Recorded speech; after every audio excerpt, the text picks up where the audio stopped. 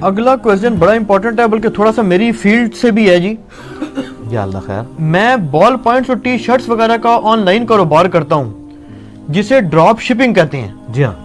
اس کاروبار میں ہم لوگ کسٹمر سے آرڈر لینے کے بعد, اچھا یہ تھوڑا اسلامک بینکنگ میں بھی ایسے ہی ہوتا ہے. جی جی کریں. کسٹمر سے آرڈر لینے کے بعد ڈائریکٹ اسی آرڈر کو ہول سیلر کو فارورڈ کر دیتے ہیں. ٹھیک ہے. یوں وہ ہول سیلر اس کسٹمر کو ڈیمانڈ کے مطابق چیز بھجوا دیتا ہے. ٹھیک ہے. اس صورتحال میں کچھ منافع مجھے بھی مل جاتا ہے, لیکن اہل حدیث علماء کا موقف ہے کہ آپ مال کو قبضہ میں لیے بغیر یعنی اسٹاک مینجمنٹ یا انوینٹری کے بغیر آگے نہیں بیچ سکتے. یہ حرام ہے. پلیز مجھے صحیح مسئلہ بتا دیں تاکہ میں حرام سے بچوں, اگر باقی حرام ہے. اچھا یہ علی بھائی اس میں ایک گزارش یہ کر رہا ہوں کہ اسلامک بینکنگ پہ بھی جو اعتراض کرتے ہیں نا بعض علماء, وہ یہ کرتے ہیں کہ یار گاڑی آپ کی ملکیت نہیں, گھر آپ کی ملکیت نہیں جو آپ آگے بیچ رہے ہو. یہ تھوڑا یہ وہ اسلام بینکنگ میں یہ نہیں ہوتا. میں بات بتاتا ہوں. اسلامک بینکنگ کے اوپر میرا کلپ ریکارڈڈ موجود ہے, میں نے اس میں ڈیٹیل سے ڈسکشن کی ہے. ابھی میں سوال کی طرف آتا ہوں. پہلی بات یہ ہے کہ اہل حدیث علماء نے جو آپ کو مسئلہ بتایا نا, وہ مسئلہ انہوں نے فقہ کے بغیر بتایا, اس کی یعنی انٹینشن کو انہوں نے نہیں سمجھا. نبی علیہ السلام کی جو مبارک احادیث ہے نا, ان کی تھیم کو بھی سمجھنا ضروری ہے. اسے فقہ الحدیث کہا جاتا ہے. یہ فقہ کوئی بری ٹرم نہیں ہے, یہ فقہ حنفی کی وجہ سے یہ لفظ بدنام ہو گیا. ٹھیک ہے نا. ورنہ بریلوی ہونا کوئی برا نہیں تھا اگر بریلی شہر کا رہنے والا کوئی ہوتا. یہ فرقہ بننے کی وجہ سے بدنام ہو گیا. دیوبندی لفظ کو برا نہیں تھا بشرطے کہ یہ ایک فرقہ نہ بنتا. دیوبند کا شہر جیسے اب ہمارے وہ کہتے ہیں جیل میں فرقہ, وہ خام خواہ بنا دیا ہے, کبھی انجینئرنگ فرقہ اور یہ وہ. تو وہ تھیم کو سمجھیں. بخاری مسلم دونوں میں حدیث موجود ہے کہ نبی علیہ السلام نے جو ہے وہ غزوہ خندق کے موقع پر بنو قریظہ نے آپ کو پتہ ہے بدعہدی کر دی تھی. تو نبی علیہ السلام کے بعد حضرت جبرائیل حاضر ہوئے, انہوں نے کہا ابھی تو ہم نے بھی زرہ نہیں اتاری ہے اور آپ جو ہے وہ جنگ روک کے بیٹھ گئے ہیں. یعنی وہ جب کافر واپس چلے گئے, بنو قریظہ نے بدعہدی کی ہے, ان کو اب سزا دی جائے گی. تو آپ وہاں پہنچے فوراً. تو نبی علیہ السلام نے اناؤنسمنٹ کی کہ سب کے سب لوگ عصر کی نماز نہیں پڑھیں گے مگر بنو قریظہ کے ان قلعوں کے پاس جا کے. یہودیوں سے یہ جو ہے نا بدلہ لینا ہے بدعہدی کی سزا کا. تو صحابہ کرام وہاں سے چل پڑے. اب راستے میں مغرب کا وقت قریب آ گیا. کچھ اصحاب نے مغرب کی نماز کا وقت شروع ہونے کے خدشے کی وجہ سے عصر کی نماز راستے میں پڑھ لی کہ قضا نہ ہو جائے. کچھ اصحاب نے بنو قریظہ کے قلعوں کے پاس جا کے مغرب کے وقت میں جا کے عصر پڑھی.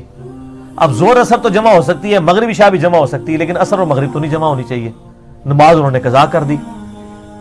انہوں نے یہ کہا کہ نبی علیہ السلام فرماتا نماز ادھر پڑھنی ہے. انہوں نے ظاہری الفاظ پہ عمل کیا.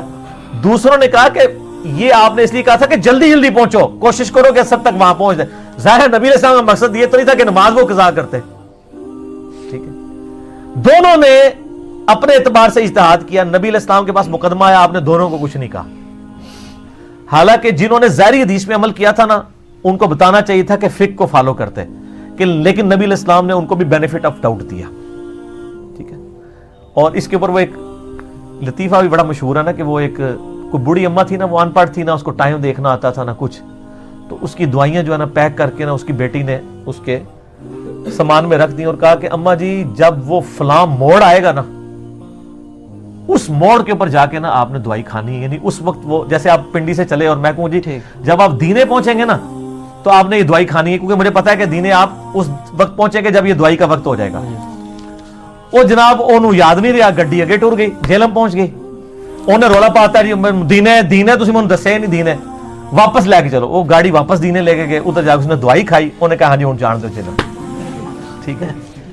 وہ میں دوائی اتنے کھانی تھی. وہ تھیم کو فالو کرنا تھا نا, اس نے اور لیٹ کر دی. وہ دوائی کا یہ مطلب نہیں کہ دینے میں کھانی تھی, مراد یہ ہے کہ فوراً کھانی تھی. وہ بنو قریظہ والا بھی یہی معاملہ ہوا. فقہ الحدیث یہ تھا. یہاں پہ بھی فقہ الحدیث سمجھیں. بخاری مسلم میں حدیث ہے کہ نبی صلی اللہ علیہ وآلہ وسلم نے فرمایا کہ کوئی شخص جب کوئی مال بک کروائے تو جب تک اس مال پر قبضہ نہ کر لے اس کو آگے کسی کے ہاتھوں فروخت نہ کرے. اس حدیث کے تحت وہ کہتے ہیں کہ آپ ڈائریکٹ آرڈر لے کے کسٹمر سے کمپنی کو دیں $10 کا, اور کمپنی وہ 15 کی چیز اس کو دے اور بیچ میں $5 آپ رکھ لیں. وہ کہتے ہیں آپ نے تو قبضہ کیا نہیں, آپ ڈائریکٹ کر رہے ہیں, قبضہ تو کیا نہیں, لہٰذا یہ کاروبار حرام ہے. لیکن سر بخاری مسلم میں اگلے الفاظ اس کو بتاتے ہیں کہ یہ آپ کا کہنے کی تھیم فقہ الحدیث کیا تھا. اس میں الفاظ ہیں بخاری و مسلم کے کہ وہ چیز قبضے میں کرو اور اس چیز کو چیک کرو کہیں اس چیز میں خرابی ہی نہ ہو, غرر نہ ہو. یعنی میں نے اگر 10 ٹی شرٹس بک کروائی ہیں, اس میں سے اس نے 4 تو ٹھیک ڈالی ہیں, 6 کے اندر کچھ خرابی ہے, میں نے دیکھے بغیر ہی آگے بیچ دی, तुम धोखा कर दिया ना, गरर हो गया ना। आजकल ये मसला नहीं होता, आजकल तो ब्रांडेड चीजें हैं, वो गाहक के पास चली भी जाए ना वो क्लेम हो जाती है।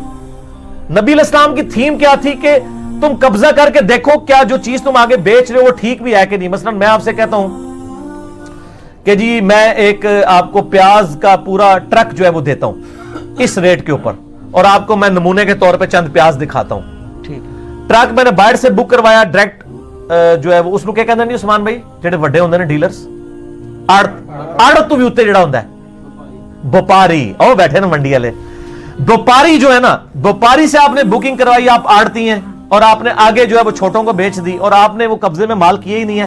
हो सकता है वो प्याज मिक्स हो तो वो तो आपको गालियां निकालेगा। उसमें अल्फाज है कहीं गरर ना हो, धोखा ना हो। अगर मेरे भाई, अगर मैं एक जो है वो सैमसंग का मोबाइल एक कंपनी से बुक करवाता हूं और उसका वो मॉडल है तो उसमें गरर तो कोई नहीं होना, वो दुनिया से कहीं से भी। सर फिर देख लो गोरे ही है ना, दुनिया तो जिथे भी चीज खरीदो खालस खालस ही होगी, जन्नत ही फिर भी तुसी जाना है, दो नंबरियां करके भी कहानियां तो कराइयां ने। वो गरर से बचाया गया। और इसको सपोर्टिव वो हदीस है सही मुस्लिम की कि नबी सल्लल्लाहु अलैहि वसल्लम एक दफा एक अनाज के ढेर के पास से गुजरे, आपने अपने मुबारक हाथ उसमें दाखिल किए तो आपके हाथ गीले हो गए। आप फरमाया ये क्या है? कहा या रसूलल्लाह वो रात को बारिश हुई थी तो गंदम गीली हो गई है, ऊपर वाली खुश्क थी, अंदर तो जाहिर धूप तो ऊपर पर लगती है।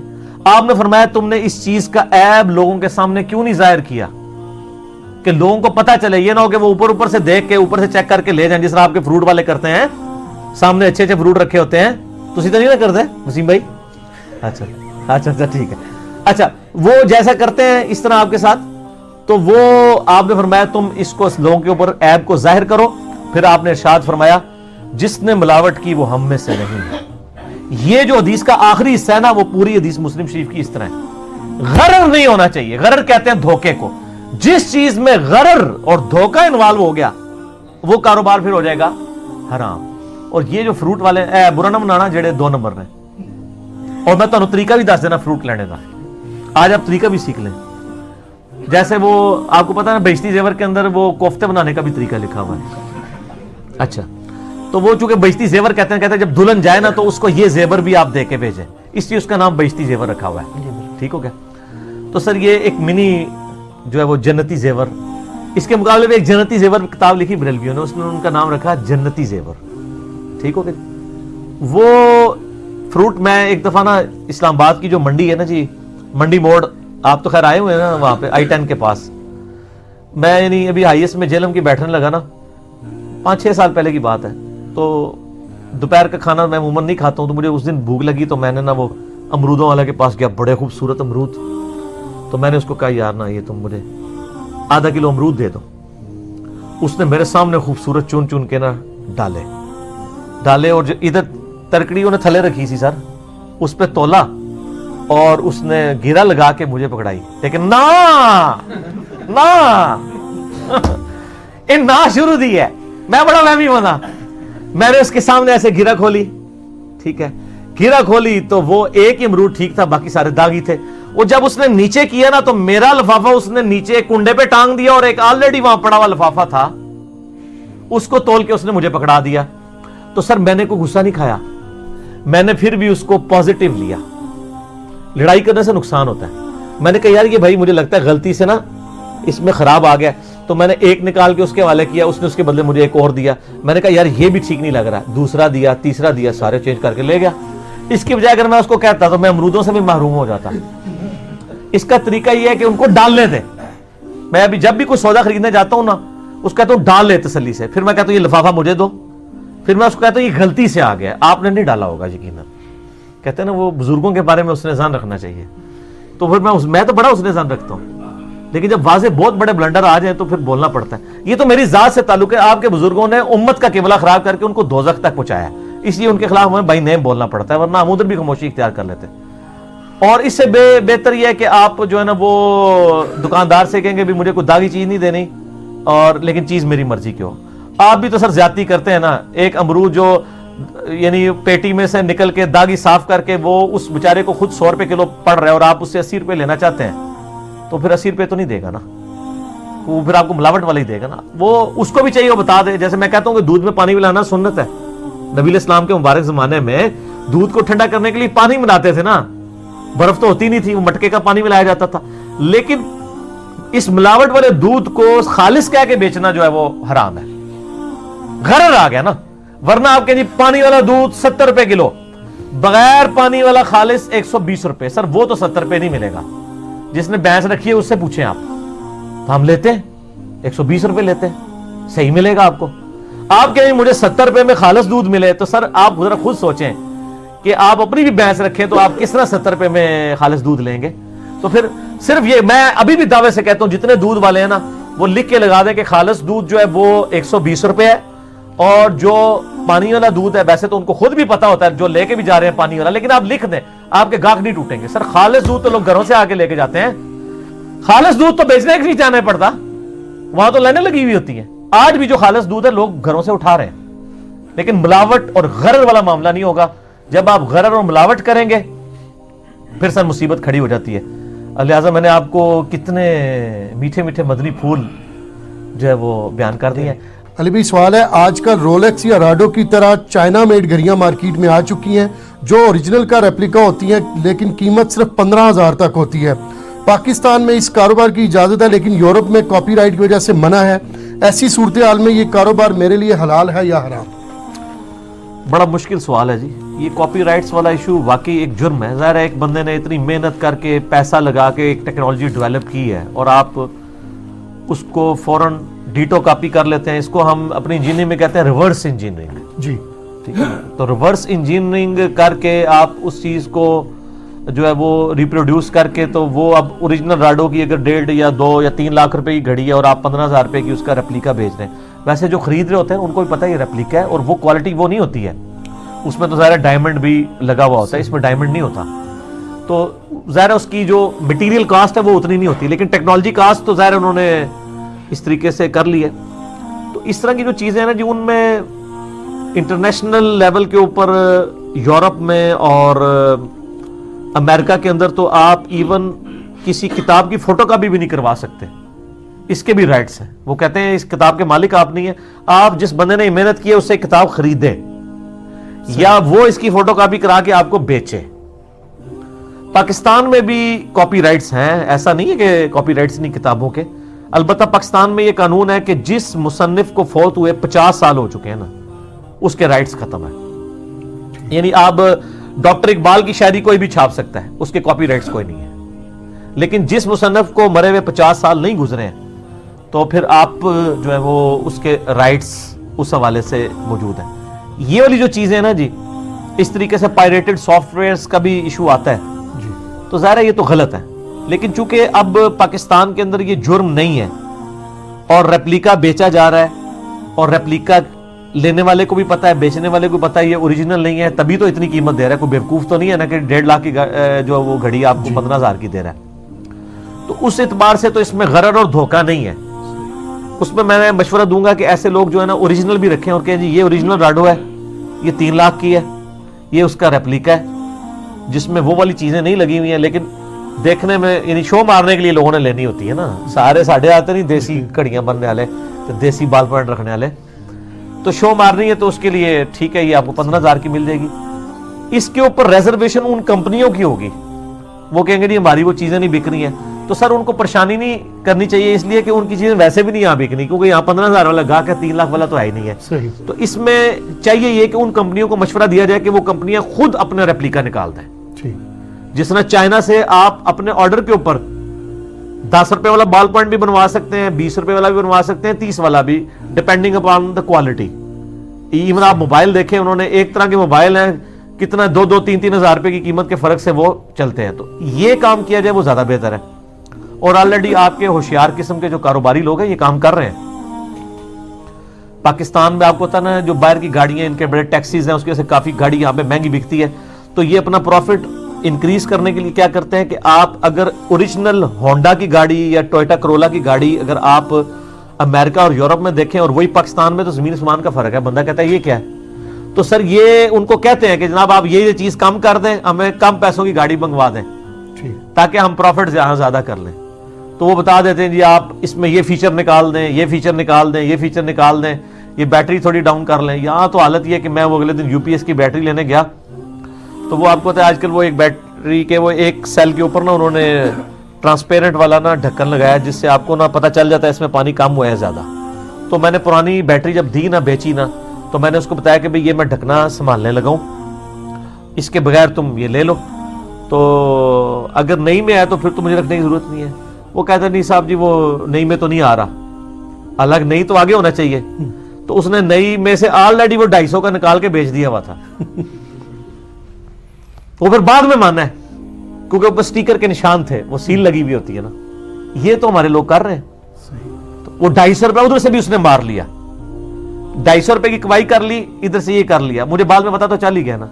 اب کئی 250 نکل جائیں گے.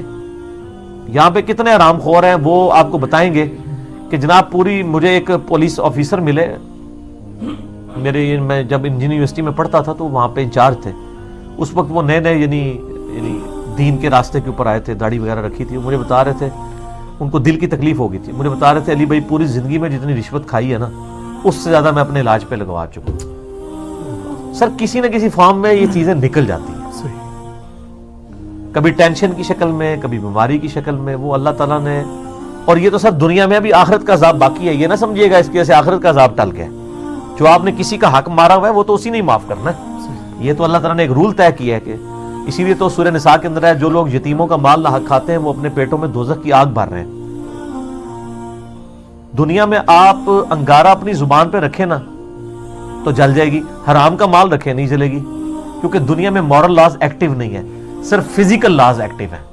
آخرت میں مورل لاز بھی ایکٹیو ہو جائیں گے کہ دنیا میں جو حرام کھایا تھا اس نے پیٹ میں مروڑ نہیں کیا تھا, لیکن وہی پیٹ میں اب آگ کا سانپ بنا ہوا ہوگا. کیونکہ اللہ تعالیٰ اللہ کیا حکم ہے نا, جس وقت جس چیز کو آرڈر دے دے. وہ تو سر سورہ حمیمہ سجدہ میں آتا ہے کہ انسان کی اپنی کھال ہاتھ پاؤں بھی بولیں گے تو انسان پھر کہے گا کہ ان کو کس نے زبان دی, تو وہ چیزیں بول کے کہیں گی ہمیں اسی نے زبان دی ہے جس نے باقی مخلوقات کو بھی زبان دے دی ہے. یہ ہاتھ پاؤں خود انسان کے خلاف گواہی دینا شروع کر دیں گے, کھال گواہی دینا شروع کر دیں گے. تو یہ مورل لاز ایکٹیو ہو جانے, لہٰذا اللہ سے ڈرنا چاہیے. اس طرح کے کاروبار کا معاملہ یہ ہے کہ جب تک پاکستان اس کو الاؤ کرتا ہے اور وہ کسٹم پے ہو کے آ رہا ہے, سمگلنگ کا سامان نہیں ہے اور ریپلیکا کے طور پہ آ رہا ہے, آپ بھیج سکتے ہیں, لیکن آپ اوریجنل کہہ کے اس کو نہ بیچیں جب تک وہ باہر کی کمپنیاں ہیں. جب باہر کی کمپنیاں جوڈیشری کے تھرو اپروچ کریں گی پھر یہاں پہ کوئی کھولے گا بھی نہیں. یہاں پہ کئی ایک لوکل برانڈ ہے جس کی آپ جعلی ریپلیکا کریں تو فوراً آپ کے اوپر مقدمہ ہو جاتا ہے. جیسے پنڈی میں سیور فوڈز ہے, ہمارے جیل میں ایک بندے نے سیور فوڈز کھولا, انہوں نے فوراً کیا تو اس نے نام اپنا چینج کر دیا. تو اگر باہر کی کمپنیاں جو ہے نا ان تک یہ بات پہنچتی ہے اور وہ پاکستان میں بندی لگوانا چاہتی ہیں تو پاکستان سے رابطہ کر لیں اگر وہ بندی لگوانا چاہتے ہیں. اس سے بہتر یہ ہے کہ وہ ریپلیکا خود نکال دیں. جیسے چائنا میں آپ کو پتا ہے نا, چائنا سے ایک ہی چیز کئی گریڈز میں نکلتی ہے. یورپ امریکہ میں وہ ایک گریڈ کی چیز جاری ہوتی ہے, وہ مہنگی ہوتی ہے. لوگ کہتے ہیں چائنا کا مال ہے. سر چائنا کو بری چیز نہیں ہے, چائنا آپ غریبوں کے حساب سے وہ مال بناتا ہے, وہ اچھا مال بھی بناتا ہے. چائنا تو اس ٹائم لیڈ کر رہا ہے. ایون امریکہ میں بھی جو سامان بک رہا ہے نا وہ بھی چائنا سے بن کے جا رہا ہے. تو وہ ان کے لیول کا بنا دیتے ہیں. آپ غریب لوگ ہیں تو آپ کے غریب لیول کا ہی, لیکن سر مہربانی ہے ویسے چائنا کی. سر پاکستان میں جو بوٹ آج سے 10-12 سال پہلے 500 روپے کے بکتے تھے نا, چائنا اس سے بہتر بوٹ آج 500 روپے کے آپ کو دے رہا ہے اور ڈسپوزیبل ہے. ایک سیزن بھی اگر 400-500 کا بوٹ نکال جاتا ہے تو اگلی بار آپ کو کوئی غم بھی نہیں ہوگا. موبائل انہوں نے آپ کو اتنے سستے دے دیے ہیں, ڈسپوزیبل ہی ہے, بلکہ ان کی چیزیں تو ڈسپوزیبل ہے. اس لیے وہ آپ چائنا موبائل کی اگر آپ کیسنگ دینے جائیں کہتے ہیں سر کیسنگ نہیں آتی, نیا ماڈل آتا ہے.